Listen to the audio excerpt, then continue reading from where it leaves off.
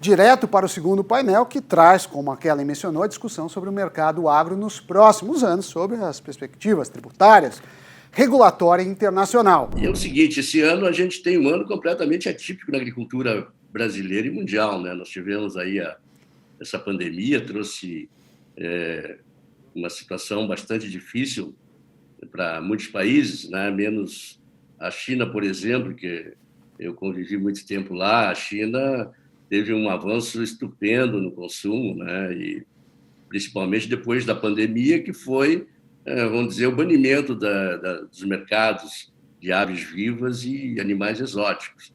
Houve uma transferência muito forte para outras proteínas, e a gente está observando agora, por exemplo, o Brasil, que teve o esgotamento de sua safra de soja em 6 meses, né? Agora concluímos a exportação de 82 milhões de toneladas, mas o Brasil excede também em farelo de soja e óleo de soja, né? Nós temos uma produção acima da nossa capacidade de consumir. Então, esse momento é muito importante, né? Porque vai ter inflação no mundo inteiro. Você mencionou, né, sobre a expansão monetária no mundo. O dólar tem caído bastante, né? Saiu de 103 para 90 pontos, dólar index, e a China fez o caminho contrário, né? A China, na verdade, valorizou sua moeda. Saiu de 7,14 para 6,58. Quer dizer, os chineses ganharam um grande poder de compra, porque essa desvalorização do dólar, somado à valorização do yuan, ou renminbi, diminuiu o custo em quase 20% do que ele está importando hoje, que importou no ano de 2020, né? Nas compras atuais. Então, nós temos um cenário bastante complicado.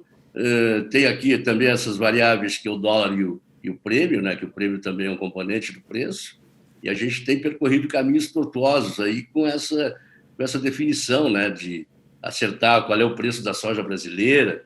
O Brasil é protagonista. O Brasil tem a maior produção maior produção de soja mundial, e a maior exportador do complexo soja, né? Então, nós somos, vamos dizer assim, protagonistas e muito decisivos na formação do preço. Eu queria jogar um pouco de pimenta aí nas reflexões, falando que talvez no próximo ano, talvez no outro ainda não, mas a China é a segunda maior economia do mundo, vai ser a primeira em pouco tempo, né? Está falando de questão de décadas.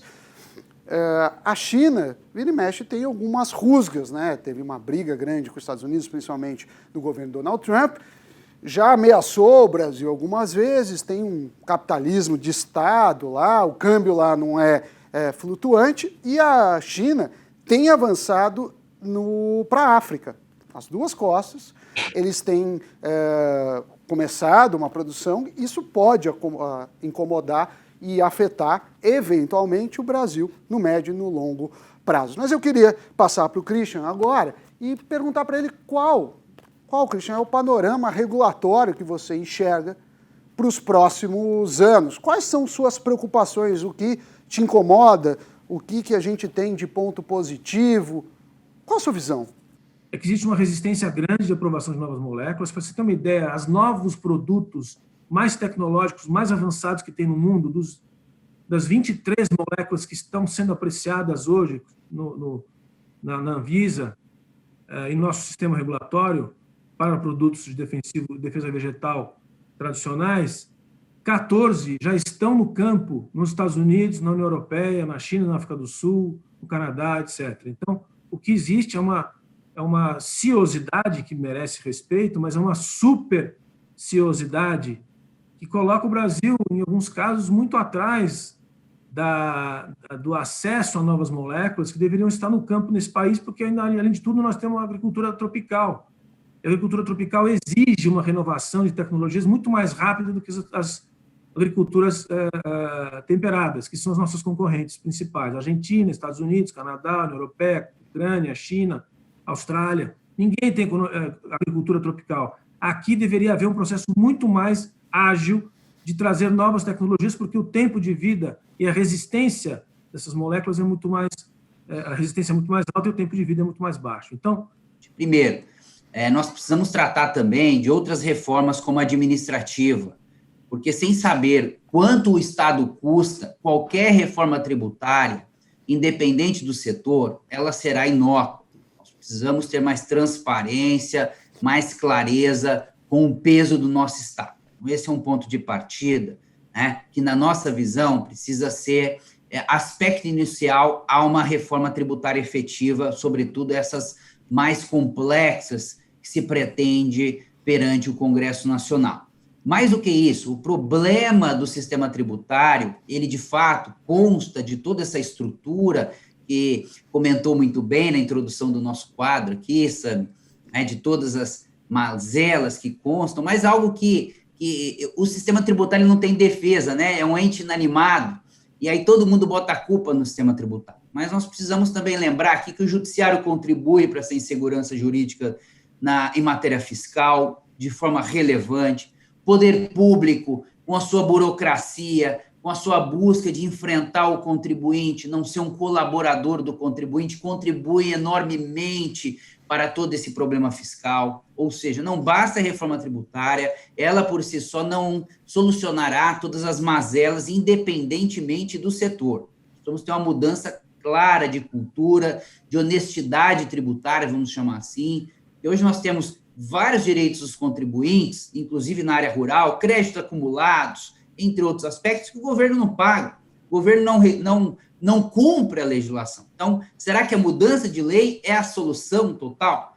Penso eu que ela ajuda, mas não resolve. Então, esse é um ponto de partida dentro desse ponto de vista. Como dito, existem várias propostas de reforma tributária. Eu acredito que neste ano, com certeza, não há capacidade para isso, mas em 2021, esse debate, com certeza, ele ficará mais forte, né?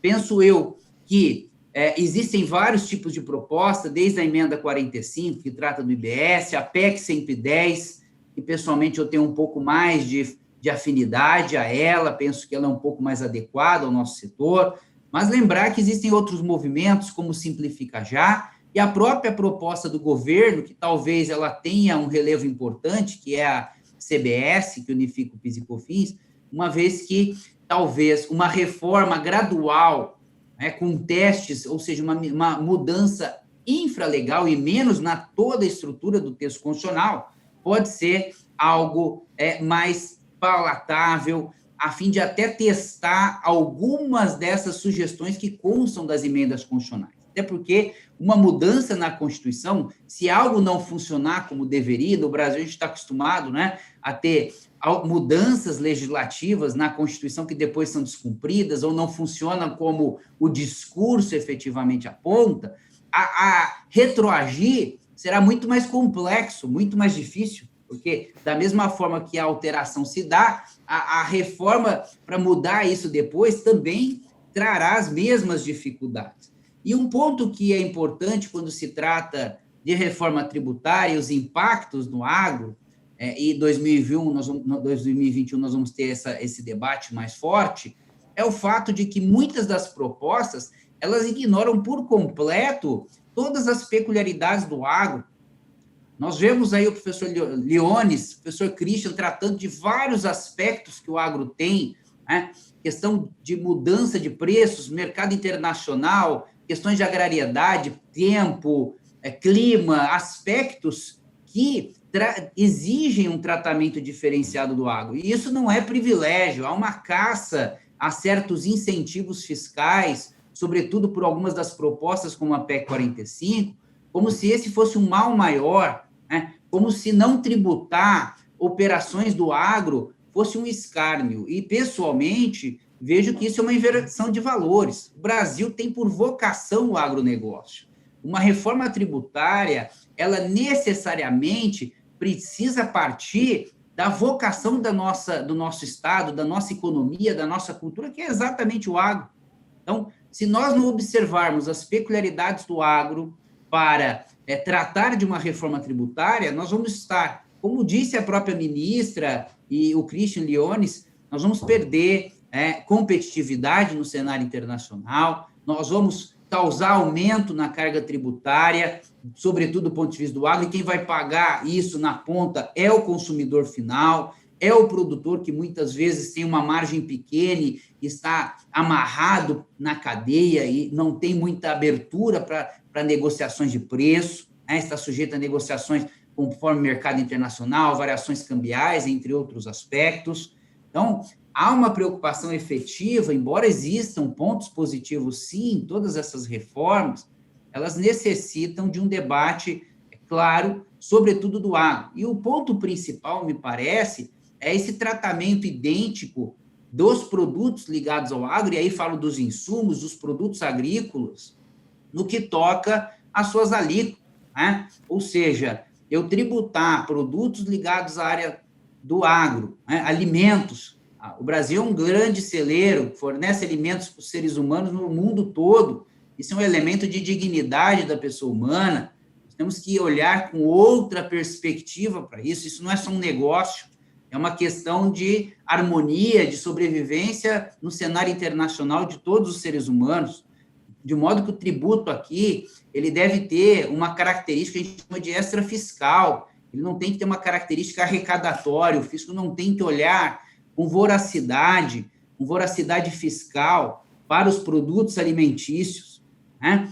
Então, são aspectos fundamentais, como tributar um produto da cesta básica igual um relógio, igual uma joia. Isso não faz sentido, né? Mesmo nos outros países onde se discute que o sistema tributário ele é mais moderno, né? Dos 135 países que foram pesquisados pela CNA, somente 3 não têm tratamento diferenciado ao agro e à cesta básica. Então, existem pontos que precisam realmente ter uma reflexão severa.